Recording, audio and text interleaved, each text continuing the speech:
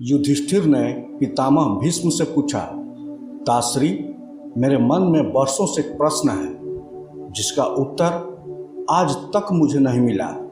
स्त्री या पुरुष दोनों में से संभोग का सुख किसे अधिक मिलता है?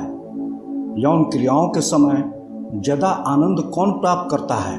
पितामह भीष्म बोले, युधिष्ठिर, तुम्हारे इस प्रश्न का उत्तर भंगस्वाना और सकरा की कथा में है। मिलन का सुख किसे ज्यादा होता है, उसे समझने के लिए यह कथा सुनो। बहुत समय पहले भंगस्वाना नाम का एक राजा था। वह बड़ा वीर और पराक्रमी था, लेकिन उसके कोई संतान नहीं थी। किसी ने सुझाव दिया कि अग्निष्टता हवन कराएं, तो इससे उनका वंश बढ़ेगा। संतान की चाह में राजा ने हवन कराने का फैसला कर लिया। अग्निष्टता हवन में केवल अग्नि का ही आवाहन किया जाता है, इसलिए उसमें केवल अग्नि को बुलाया गया, उन्हीं का आदर हुआ। इससे देवराज इंद्र को अपना अपमान महसूस हुआ और वह क्रोधित हो गए। भगवान इंद्र अपना गुस्सा निकालने और भंगस्वाना को सबक सिखाने का मौका ढूंढने लगे। वे इस इंतजार में थे कि राजा भंगस्वाना से कोई गलती हो और वह उसे दंड दे, पर भंगस्वाना इंद्र को कोई मौका नहीं दे रहे थे। इंद्र का गुस्सा दिनों दिन और बढ़ता जा रहा था। इंद्र ताक में थे। एक बार की बात है, राजा भंगस्वाना शिकार के लिए निकले।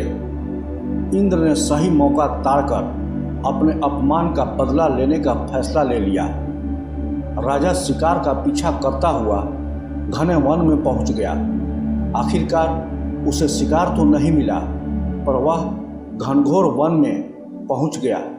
राजा अपने साथियों से बिछुड़ चुका था। उसे बहुत जोर से प्यास लगी। राजा जैसे ही सरोवर में पानी पीने को उतरा, इंद्र के प्रभाव से वह सम्मोहित हो गया। सम्मोहित होकर राजा अपनी सुध खो बैठा।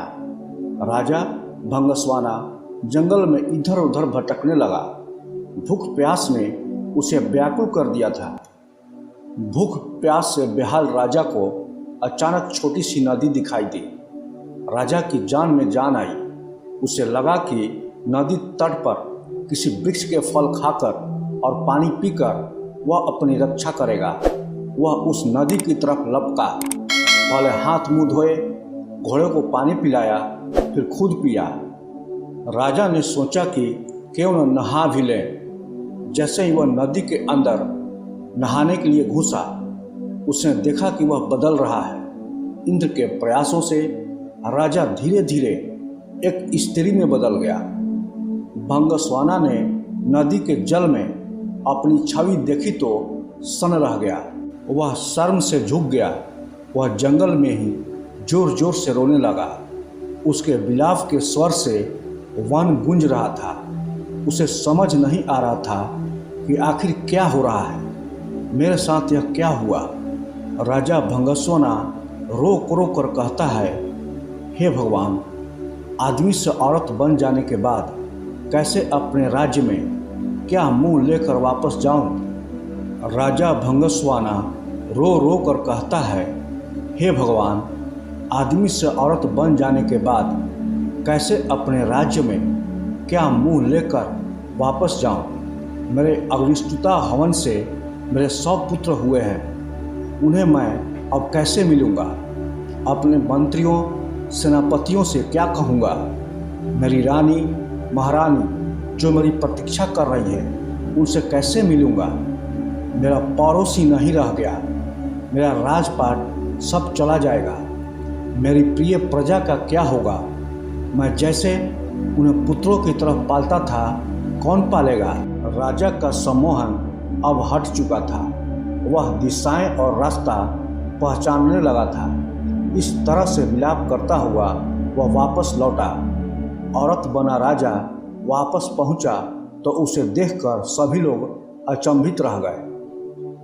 राजा ने सभा बुलाकर अपनी रानियों, बेटों और मंत्रियों से कहा कि अब मैं राजपाट संभालने के लायक तो रहा नहीं, इसलिए मैं जंगल में शेष जीवन बिताऊंगा। यहाँ का कामकाज आप लोग देखें। औरत बना राजा जंगल जाकर एक तपस्वी के आश्रम में रहने लगा। राजकुल का होने के कारण उसमें सौंदर्य बोध भरपूर था। व्यवस्था करने की कला भी उसे भरपूर आती थी। तपस्वी इस सुंदरी के सलीके, रहन सहन तथा सुंदरता पर मोहित हो गए। भंगस्वाना भी स्त्री रूप को अब सहजता से स्वीकार कर चुका था और स्वयं को स्त्री मानने लगा। उसमें स्त्रियों की तरह कामेच्छा उत्पन्न होने लगी। रजो निवृत्त के बाद वह संभोग को आतुर रहने लगा। तपस्वी भी उस पर पहले से मोहित थे। स्त्री बने भंगस्वाना ने तपस्वी को अपना लिया। संभोग से उसने कई संतानों को जन्म दिया। भंगस्वाना के पुत्र उससे लंबे समय बाद मिलने वन में आए। वहाँ उसने अपनी नई संतान से परिचित कराया। रानियों को कहा कि इन्हें भी अपने पुत्र की तरह समझो। इनमें भी राजकुल का रक्त है, इसलिए जीवन में सुख विलास इन्हें भी भोगने का अवसर मिलना चाहिए। राजकुमार और रानियां इससे सहमत थे और स्त्री रूप में जन्म दिए भंगस्वाना की संतानों को साथ ले गए। राज्य की जनता ने सहयोग दिया और सभी भाई मिलकर राज्य संभालने लगे। सबको सुखी देखकर देवराज इंद्र में बदले की भावना फिर सुलगने लगी।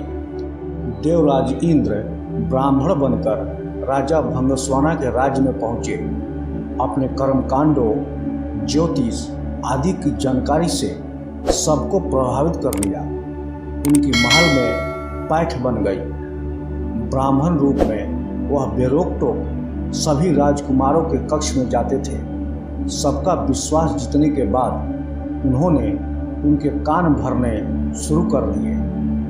इंद्र के भड़कावे में आकर भाई भाई आपस में लड़ने लगे। भीषण मारकाट मची और सबने एक दूसरे को मार डाला। भंगस्वाना को जंगल में यह बात पता चली तो वह गहरे शोक में डूबकर रोने लगा। राजा रोते रोते कहता कि जिसके लिए हमने अग्निष्टुता यज्ञ कराया, पुत्र प्राप्त किए, वे न रहे। जिन संतानों को नारी बनकर प्राप्त किया, वे भी न रहे। हे ईश्वर, मेरा क्या अपराध है। विलाप करते भंगस्वाना के घाव पर नमक लगाने की नियत से ब्राह्मण रूप में देवराज इंद्र वहां पहुंचे और पूछा, सुंदरी क्यों रो रही हो। भंगस्वाना ने पूरी घटना बताई तो इंद्र अपने असली रूप में आ गए। इंद्र ने कहा, देखो तुमने क्या गलती की थी। मुझे सम्मान न देकर तुमने अग्नि की पूजा की, परंतु मेरा निरादर किया। इसलिए मैंने ही रचा था यह सारा खेल। भंगस्वाना इंद्र के पैर में गिर गए और अनजाने में हुए अपराध के लिए क्षमा मांगी। इंद्र को भी दया आ गई। उन्होंने भंगस्वाना के सामने एक प्रस्ताव रखा, एक ऐसा प्रस्ताव जो किसी भी स्त्री के लिए हृदयघाती हो। इंद्र बोले, भंगस्वाना, तुम कुछ बच्चों के पिता हो, तो कुछ बच्चों को तुमने माता के रूप में जन्म दिया है। दोनों में से किसी एक पक्ष के बच्चे को मैं जीवित कर सकता हूँ। तुम बोलो, किसे जीवित करो। भंगस्वाना ने कुछ देर तक विचार किया। वह सोचते रहे कि अग्नि को प्रसन्न करने के लिए क्या क्या यत्न किए थे, क्या क्या हो गया। मेरे राजपुत्र कितने योग्य थे, पराक्रमी थे, प्रजापालक थे। फिर वह विचार करता कि नए स्वरूप में उसने ममत्व देखा है। दोनों में से कोई एक पक्ष की संतानें ही जीवित हो सकती है। राजा ने थोड़ा सोचने विचारने के बाद इंद्र से कहा, देवराज, मेरे उन पुत्रों को जीवित करें जिन्हें मैंने स्त्री की तरह जन्म दिया। इंद्र ने यह सुना तो सहसा उन्हें विश्वास ही नहीं हुआ। उन पुत्रों को प्राप्त करने के लिए तो राजा ने क्या क्या यत्न किए थे, कितने जप तप यज्ञ किया था, मुझसे वैर लिया था, फिर भी उन पुत्रों को जीवित करना नहीं चाहता। वह उन पुत्रों को जीवित करना चाहता है जिनका जन्म स्त्री के रूप में कामेक्षा की अग्नि शांत करने के क्रम में हुआ है। विस्मय से भरे इंद्र ने पूछा, आखिर ऐसा क्यों? क्या यज्ञ से प्राप्त तुम्हारे ज्येष्ठ पुत्र तुम्हें प्रिय नहीं है? राजा ने जवाब दिया, हे इंद्र, एक स्त्री का प्रेम एक पुरुष के प्रेम से बहुत अधिक होता है। इसलिए मैंने अपने कोख से जन्मे बालकों का जीवन मांगती हूँ। स्त्री बनी भंगस्वाना का यह उत्तर सुनकर इंद्र बड़े प्रसन्न हो गए। इंद्र ने राजा के सभी पुत्रों को जीवित कर दिया। प्रसन्न इंद्र बोले, भंगस्वाना, तुम सचमुच एक भले मनुष्य हो। तुम एक आदर्श पुरुष, आदर्श राजा तो थे ही, एक आदर्श स्त्री धर्म से युक्त जीव भी हो। मैं अत्यंत प्रसन्न हूँ। मैं तुम्हें पुनः पुरुष बनाना चाहता हूँ। तुम पुरुष बनने के लिए तैयार हो जाओ। इंद्र से यह बात सुनते ही भंगस्वाना ने कहा, देवराज, आपकी कृपा से मैं धन्य हो गया। आपने मेरी संतानें लौटा दी, यह आपकी कृपा है। परंतु हे देवेंद्र, मैं वापस पुरुष नहीं बनना चाहता। मैं स्त्री बनकर खुश हूँ और नारी ही बनकर रहना चाहता हूँ। मेरी यह प्रार्थना स्वीकार करें। यह सुनकर इंद्र को बड़ा अचरज हुआ। राजा वापस पुरुष नहीं बनना चाहता, पर क्यों? इंद्र पूछ बैठे, आखिर ऐसा क्यों? क्या तुम वापस पुरुष बनकर अपना राजपाट नहीं संभालना चाहते? भंगस्वाना बोला, हे देवराज, मैंने पुरुष और स्त्री दोनों ही जीवन भरपूर जिया है, दोनों का आनंद लिया है। मेरा यह निर्णय संभोग के सुख को ध्यान में रख कर लिया गया है। मिलन के समय स्त्री को पुरुष से कई गुना ज़्यादा आनंद, तृप्ति और सुख की प्राप्ति होती है। मिलन का वास्तविक सुख पुरुष बनकर नहीं, स्त्री बनकर पाया जा सकता है। अतः मैं स्त्री ही रहना चाहूँगा। यह कथा सुनकर पितामह भीष्म युधिष्ठिर से बोले, हे युधिष्ठिर, संभवतः तुम्हारे उस प्रश्न का उत्तर मिल गया होगा जो बरसों से अनुत्तरित था।